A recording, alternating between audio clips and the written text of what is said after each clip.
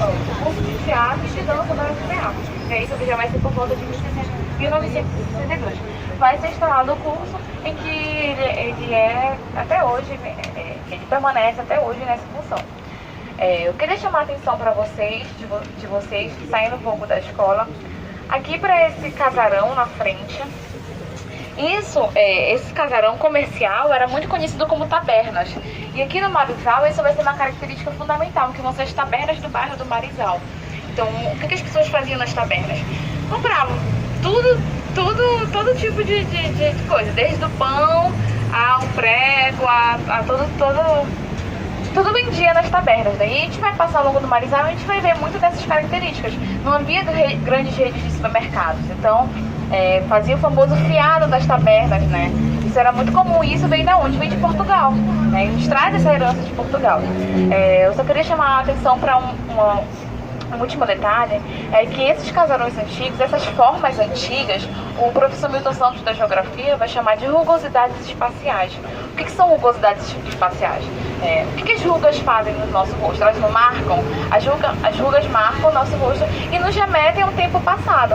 Assim são essas formas. Quando nós olhamos para essas formas, tanto da escola, quanto dos casarões e as outras formas que nós vamos encontrar pelo bairro, que nos remetem a um tempo passado, isso o professor Santos chama de rugosidades espaciais. Elas podem ou não ter mudado a sua função. Aqui a gente vê que a escola da UFPA, ela sempre permaneceu com essa função de ensino.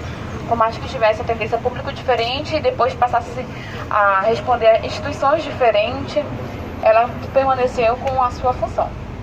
Bem, então, como fui morador daqui, morava ali na outra esquina, passava por aqui para ir para a escola, né?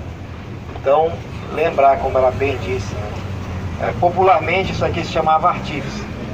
Não era nem escola, era artífice. O povo dizia, os vizinhos, vamos no artífice, vamos no artífice. Fulano estuda no artífice, era aqui. Antes de ser escola de teatro, foi a delegacia regional do MEC, por muitos anos, né? Então a gente, professor, antigamente tinha registro de professor, né? Durante a ditadura, como hoje ainda tem o CREA, ainda tem outras categorias que tem registro, a gente tirava o diploma e vinha aí fazer o registro. Eu me lembro bem desse dia que eu vim fazer isso. Fiquei muito satisfeito de ver que o prédio que ia começando o processo de decadência foi encaminhado como escola de teatro. Bem, eu queria chamar a atenção de vocês, porque eu me lembro da minha memória de infância. Aqui nós tínhamos diversos galpões como esse. E aqui, quando esse pedaço aqui, da metade do quarteirão para cá, cheirava muito a pimenta do reino e a cacau. Inclusive era uma coisa que o código de postura não permitia, mas a gente vinha andando e esses galpões eles colocavam as esteiras, umas lonas imensas e espalhavam aqui o cacau e a pimenta do reino para secar. Era um cheiro fabuloso, um cheiro afetivo que eu guardo da minha memória. Meu cruste está aqui ligado a isso. Esta taberna aí, como a Bela bem disse, de português, se não me engano, se chamava Casa Combate. Não tô recordando exatamente, mas era tipicamente uma taberna portuguesa em que a gente, por exemplo, tomava os guaranás. Né? O guaraná no galpão. Belém era uma cidade próspera de guaranás, muito forte, até entrar o capitalismo mais, digamos, possante, mais selvagem e acabar com os guaranás regionais. Por exemplo, Guaraná Pirulito, Guaraná Vigor, Guaraçuco e Laraçuco eram os preferidos da meninada aqui nessa, né? A grapete também, quem bebe grapete repete. Então, essa rua aqui, ela recebeu asfaltamento na virada dos 60 para os 70. E havia um fato curioso, porque era pissarra. E a rapaziada, para se adaptar, demorou uns 6 meses. Na esquina, logo na esquina tem um poste, né? E a gente chamava, os moradores daqui chamavam de cotovelo da morte. Todo sábado tinha batido. O cara bebia, vinha bebum, entre 5 e 6 da manhã era pá no poste. Aí virou o cotovelo da morte. Até os caras se acostumarem a fazer a manobra com asfalto, né, é um negócio muito curioso. Né? Então esse pedaço aqui era um pedaço afetivo, como eu disse. A minha família típico caso que demonstra essa valorização. A gente tinha uma origem mais humilde, né? E foi expulso daqui pela especulação imobiliária. A gente não segurou até 73, 72 a gente teve que sair daqui, vender a casa, que a minha avó espanhola migrante conseguiu construir vendendo açaí e fruta. Para vocês terem uma ideia de como era popular o espaço aqui, né? É isso.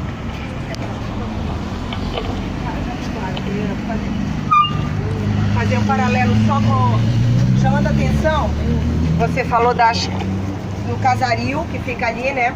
Eu queria lembrar que antigamente, geralmente as partes, o primeiro piso era destinado a comércio e em cima morava a família. Isso é muito comum lá para a Cidade Velha, na área do comércio, que geralmente as pessoas moravam em cima e abaixo tinha o comércio. A janela que eu falei para vocês de arco pleno são repetidas ali. Se vocês olharem ali para o cantinho, também é o arco pleno. Mas isso não quer dizer que a arquitetura eclética é só arco pleno. Nós temos, por exemplo, o neogótico, que é o arco ogival, aquele já apontando para cima. Agora, não é característico o arco abatido. Então, geralmente, a gente sempre associa a uma escola anterior. O que é interessante também, vocês observarem, o Marizal, ele não é um bairro tombado. Cidade Velha, Campinas são tombados. E a gente tem uma área do entorno do tombamento, que pega aqui o Reduto, uma parte do Marizal.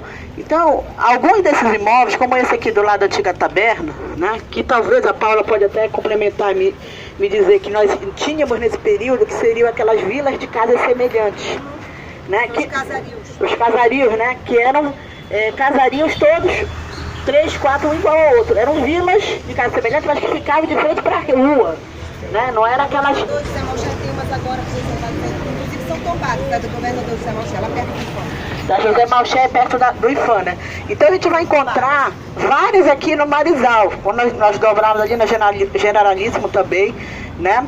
Então algumas que também tem certa restrição a essa questão do uso. Mas o que acontece? Em Belém, como em outras cidades, nós temos uma relação muito complicada do proprietário com essa questão do tombamento, né? Muitas vezes o proprietário não tem recursos para manter, ele não pode modificar, tem que pedir autorização para o IFAM. Aí o que ele faz? Bom, então deixa o imóvel lá. Até o imóvel tombar, de fato. Pode pegar fogo, né, por um acidente, né? Então essa é uma realidade, uma relação complicada, porque o tombamento, então, ele não significa que vai preservar. Ele é um instrumento que permite ao Estado, né, solicitar recursos, mas nós temos um problema sério nessa questão da gestão de área tombada e da gestão em relação ao próprio proprietário, né, às vezes ter recursos para manter o imóvel, né? Muitas vezes ele não consegue acessar também os recursos. Então, como ele não pode mexer, né, ele não pode derrubar para vender, né? Então, muitos deles a gente vai encontrar em estado de abandono. Alguns, muitos, na Generalíssima a gente teve um caso lá, também que derrubaram assim. Aqui no Marizal acontece o seguinte: esses casarões de uma noite para o dia no feriado derrubam, né? Então surge uma farmácia, né? Ou às vezes você vai encontrar só tem a fachada, não tem nada do miolo. Aí às vezes ele não pode derrubar, abre lá o buraquinho para fazer o estacionamento, né? Que é um grande negócio em Belém, porque não tem área para estacionar. A gente vai ver isso muito no centro, ali na Cidade Velha, na Campinas, mas a gente observa também aqui. Então, o Marizal, o Nazaré, tem muitos imóveis nessa situação também, né? E alguns ali, ó, você vê, esse aqui do lado da taberna, se vocês olharem, ele está em estado de abandono, praticamente. Se eu não me engano, deve estar parte dele oco também, né? Ao do lado, acho que ainda tem algum processo de ocupação. E vamos ver outro aqui dobrando também aqui nessa esquina. É importante citar que aqui ao lado da escola tem um teatro também, Cláudio Barradas, né, que é um local importante, né, também da cultura local, que passa peças alternativas, é um local de resistência também da cultura, né? Então passa, às vezes, peças gratuitas, são valores baixíssimos, de R$10, de R$15, né? Então a gente tem também esses espaços de resistência, né, da questão cultural em Belém, que é uma característica nossa, tá bom? Bom, diga.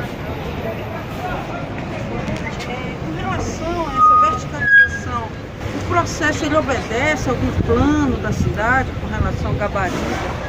Olha, deveria obedecer. Nós estamos nesse momento que nós estamos revendo aí o plano diretor e o problema é que não está tendo muita discussão com a sociedade, né? Então, o que nós fizemos? O Fórum Circular, que é um fórum que nós organizamos aí no final do mês, um dos objetivos é discutir esses projetos para a cidade. Que a gente está exigindo que haja uma maior discussão de todas as secretarias com a sociedade civil, que a gente só não saiba depois o resultado, né? Tenha essa revisão. Por exemplo, esses prédios que foram construídos aí nos últimos 10, 15 anos. Existia sim um limite de gabarito, mas tem se ultrapassado isso, né? Burlado mesmo a questão da legislação. Prédios que foram construídos dentro da Bahia, dentro da Bahia, aqui no Marizal, ali é o Marizal ainda, né? Do lado daquele hotel Goldmar, né? Então tem uma pressão imobiliária, especulação imobiliária muito grande na cidade de Belém, né? Nesse bairro, e principalmente porque o que vocês observam? Se transforma no paredão. A cidade fica cada vez mais quente, né? Prédios de 30 a 40 andares. Faz com que em Belém tenha os metros quadrados mais caros, esses prédios, porque a fundação, para se manter esse prédio, nós estamos em cima d'água. Tem que ir no inferno, eu brinco, né? A fundação tem que ir lá no inferno. Tem tecnologia para isso? Tem. Né? Mas sabemos que de vez em quando tem problemas com relação a isso, né? De prédio que estala, de prédio que racha, né? Então, Ela já teve 2 que caiu, um na 3 de maio e outro. Ali na 3 de maio foi questão estrutural mesmo, né? Da estrutura, não foi exatamente da fundação, né? Mas, então essa paisagem, dessa verticalização, né, imensa, prédios de 40 andares, como nós temos na DOCA, né? Ali é o sol e a lua, né? Eles não dialogam com o que é a cidade, né? Então é um problema, é mais concreto, é mais calor, uma cidade muito quente, ela é debaixo do Equador. Ainda bem que o Antônio Lemos fez o projeto das mangueiras, senão essa cidade era um inferno. Vocês viram, nós estávamos ali na praça, procuramos sempre uma sombra para ficar, né? Porque se a gente vai ali para o outro lado, a gente torra, né? A gente não fica debaixo, né? Então o concreto, cada vez você vai colocando concreto na cidade, a cidade vai perdendo a sua qualidade de vida, né? Mesmo da questão ambiental. Então é um embate aí dessa questão da legislação, da prefeitura segurar a questão da fiscalização, o mercado imobiliário pressionando, o mercado imobiliário pressiona inclusive a cidade velha, né? Fico de olho para mudar a legislação para poder ampliar. Então é algo que a sociedade civil tem que participar das discussões desse plano. E no fórum nós criamos GTs e nós estamos discutindo esses projetos, porque nós queremos que a prefeitura discuta. Né? A gente não quer só saber depois do plano diretor feito, a gente quer discutir a elaboração do plano diretor, porque nessa discussão do plano diretor pode se mudar a legislação, inclusive a do gabarito, né, para essas áreas. Então essa é uma preocupação que nós temos que ficar atentos. Por isso que hoje nós temos associações de defesa do patrimônio, tem a PIBEL hoje, a Associação, né, Patrimônio dos Amigos de Belém, que está mais atuando nessa coisa da fiscalização, junto ao Ministério Público, né? Por exemplo, lá no Portal da Amazônia, não sei se vocês sabem que agora construíram um galpão lá, né? Então a PIBEL está de olho. Quando foi esse prédio, entrou também no Ministério Público. Também, né? Condomínios, está sendo construído. Condomínios, né? Então são questões que a gente tem que pensar, porque isso tudo vai impactar no futuro da cidade, no futuro da qualidade climática, ambiental, de circulação da cidade. Às vezes, você coloca um prédio de 40 andares, quantas pessoas vão morar? Quantos carros? Né? Você vai ter que circular. Então, esse é um problema sério da cidade, que é a circulação. A cidade não pensou na questão da circulação. Quem mora hoje aqui em Coraci, né? Tem a Ana aqui que mora em Coraci. Demora quanto tempo para chegar em Belém? Umas 2 horas de viagem, né? Então a cidade ficou inviável para fazer essa circulação, né? Vamos seguir então? Vamos lá?